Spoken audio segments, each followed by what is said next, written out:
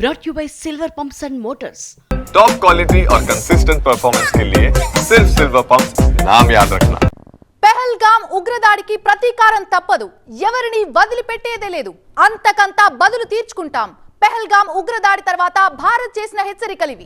ఇక భారత్ చెప్పినట్టే పాకిస్తాన్ కి శాంపుల్ చూపించింది ఇండియన్ ఆర్మీ.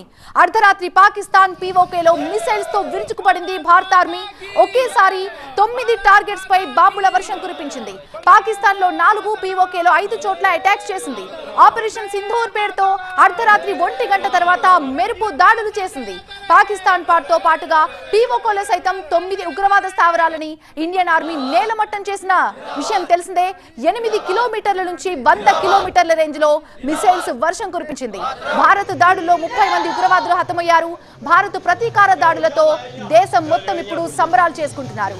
పాకిస్తాన్ కి తగిన బుద్ధి చెప్పారంటూ నినాదాలు చేస్తున్నారు. టపాసులు, బాణాసంచా కాల్చుతూ సెలబ్రేట్ చేసుకుంటున్నారు ఇండియన్స్. ఏమండి, ఇప్పటి నుంచి నాకు ఇంటి పనిలో కొంచెం ఎక్కువ హెల్ప్ చేయండి. ఎందుకు? నీకు జాబ్ దొరికిందా? నాకు నేనే బాస్ అవ్వాలనుకుంటున్నా. ఎలా? బాస్ వాలా బీ ద బాస్.